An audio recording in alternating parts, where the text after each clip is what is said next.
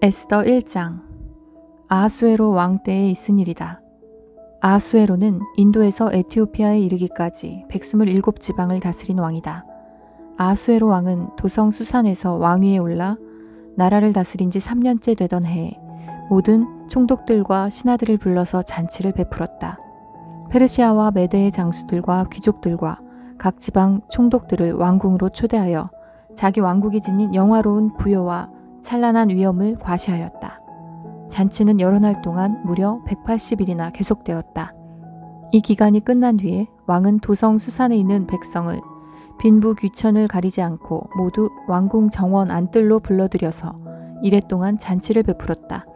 정원에는 흰 실과 붉은 빛 털실로 짠 휘장을 쳤는데 그 휘장은 대리석 기둥의 은고리에 흰 실과 보랏빛 실로 꼰 끈으로 매달았다. 화반석과 백석과 운모석과 흑석으로 덮인 바닥에는 금과 은으로 입힌 의자들이 놓여 있었다.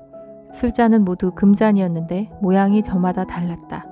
왕이 내리는 술은 풍성하였다. 그날은 어전 음주법을 따르지 않았으므로 많이 마시고 싶은 사람은 많이, 적게 마시고 싶은 사람은 적게 마셨다.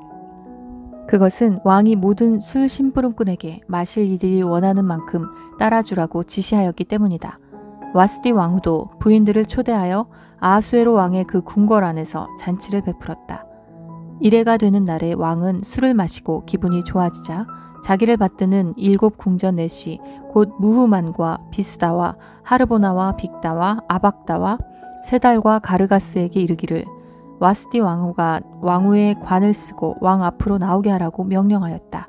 왕후가 미인이므로 왕은 왕후의 아름다움을 백성과 대신들 앞에서 자랑하고 싶었던 것이다. 그러나 와스디 왕후는 내시들에게 왕의 명령을 전하여 듣고도 왕 앞에 나오기를 거절하였다. 이 소식을 들은 왕은 화가 몹시 났다. 마음속에서 분노가 불같이 치밀어 올랐다. 왕은 곧 법에 밝은 측근 전문가들과 이 일을 의논하였다. 왕이 법과 재판에 관하여 잘 아는 이들과 의논하는 것은 그 나라의 관례였다. 왕 옆에는 가르스나와 세달과 아드마다와 다시스와 메레스와 마르스나와 무무간 등 페르시아와 메대의 7 대신이 있어서 늘 왕과 직접 대면하여 의견을 나누었는데 그들은 나라 안에서 벼슬이 가장 높은 사람들이었다.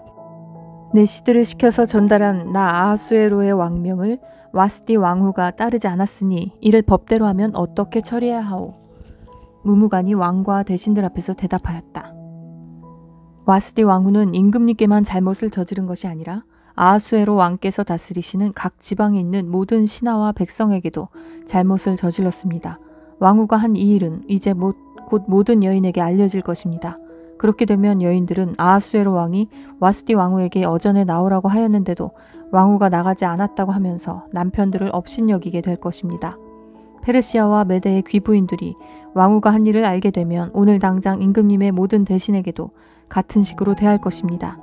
그러면 멸시와 분노가 걷잡을 수 없이 되풀이될 것입니다. 그러니 임금님만 좋으시다면 와스디 왕후가 다시는 아하수에로 임금님의 어전에 나오지 못하도록 어명을 내리시고 그것을 페르시아와 메대의 법으로 정하여 고치지 못하도록 하셔야 할 줄 압니다. 그리고 왕후의 자리는 그 여인보다 더 훌륭한 다른 사람에게 주시는 것이 마땅하다고 생각합니다. 왕의 칙령이 이 큰 나라 방방곡곡에 선포되면 낮은 사람이고 높은 사람이고 할 것 없이 모든 여인이 저마다 자기 남편에게 정중하게 대할 것입니다. 왕과 대신들은 그의 말이 옳다고 여기고 왕은 즉시 무무간이 말한 대로 시행하였다. 왕은 그가 다스리는 모든 지방에 조서를 내렸다.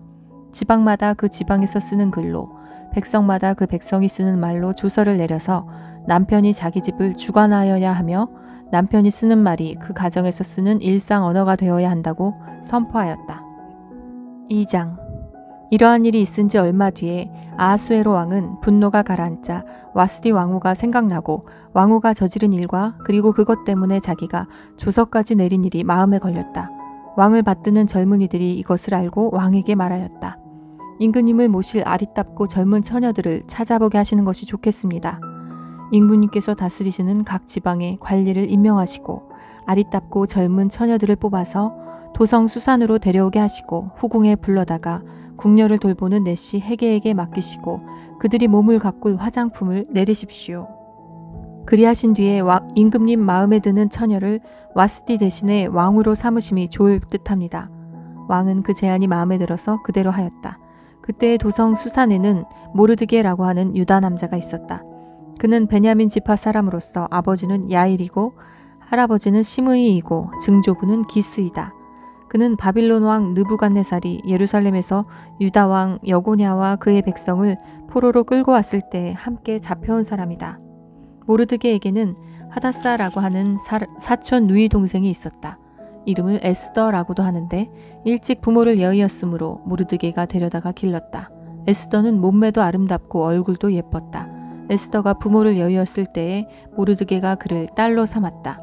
왕이 내린 명령과 조서가 공포되니 관리들은 처녀를 많이 뽑아서 도성 수산으로 보내고 헤게가 그들을 맡아 돌보았다. 에스더도 뽑혀서 왕궁으로 들어가 궁녀를 맡아보는 헤게에게로 갔다. 헤게는 에스더를 좋게 보고 남다른 대우를 하며 곧바로 에스더에게 화장품과 특별한 음식을 주었다. 또 궁궐에서 시녀 7명을 골라 에스더의 시중을 들게 하고 에스더를 시녀들과 함께 후궁에서 가장 좋은 자리로 옮겨서 그곳에서 지내게 하였다. 에스더는 자기의 민족과 혈통을 밝히지 않았다. 모르드게가 에스더에게 그런 것은 밝히지 말라고 단단히 일러두었기 때문이다. 모르드게는 에스더가 잘 지내는지 또 에스더가 어떻게 될지를 알려고 날마다 후궁 근처를 왔다 갔다 하였다. 처녀들은 아하수에로 왕 앞에 차례대로 나아갈 때까지 정해진 미용법에 따라서 12달 동안 몸을 가꾸었다. 처음 6달 동안은 모략 기름으로, 다음 6달 동안은 향유와 여러 가지 여성용 화장품으로 몸을 가꾸었다. 처녀가 왕 앞에 나아갈 때는 원하는 것은 무엇이든지 다 주어서 후궁에서 되걸로 가지고 가게 하였다. 저녁에 되걸로 들어간 처녀가 이튿날 아침에 나오면 후궁들을 맡아보는 왕의 내시 시아스가스가 별궁으로 데리고 갔다. 왕이 그를 좋아하여 특별히 지명하여 부르지 않으면 다시는 왕 앞에 나아갈 수 없었다. 드디어 모르드게의 삼촌 아비하일의 딸, 곧 모르드게가 자기의 딸로 삼은 에스더가 왕에게 나아갈 차례가 되었다. 에스더는 궁녀를 돌보는 왕의 내시 헤게가 하라는 대로만 단장을 하였을 뿐이고 다른 꾸미개는 요구하지 않았다. 그런데도 에스더는 누가 보아도 아리따웠다. 그가 아하수에로 왕의 침전으로 불려 들어간 것은 아하수에로가 다스린 지 7년째 되는 해 10째 달, 곧 데벨월이었다. 왕은 에스더를 다른 궁녀들보다도 더 사랑하였다. 에스더는 모든 처녀들을 제치고 왕의 귀여움과 사랑을 독차지하였다. 드디어 왕은 에스더의 머리에 관을 씌우고 와스티를 대신하여 왕으로 삼았다. 왕은 에스더를 위하여 큰 잔치를 베풀고 대신들과 신하들을 다 초대하였으며 전국 각 지방에 세금을 면제하여 주고 왕의 이름으로 여러 가지 상을 푸짐하게 내렸다. 처녀들이 두 번째로 소집된 일이 있는데 그때 모르드게는 대궐에서 일을 맡아보고 있었다. 에스더는 자기 혈통과 민족에 관해서는 모르드게가 시킨 대로 입을 다물었다. 에스더는 모르드게의 스라에 있을 때에도 모르드게가 하는 말을 늘 그대로 지켰다. 모르드게가 대궐 문에서 근무하고 있을 때에 문을 지키는 왕의 두 내시 빅단과 데레스가 원한을 품고 아하수에로 왕을 죽이려는 음모를 꾸몄다. 그 음모를 알게 된 모르드게는 에스더 왕후에게 이 사실을 알리고 또 에스더는 그것을 모르드게가 일러주었다고 하면서 왕에게 말하였다. 사실을 조사하여 보고 음모가 밝혀지니 두 사람은 나무에 매달아 죽었다. 이런 사실은 왕이 보는 앞에서 궁중실록에 기록되었다. 아멘.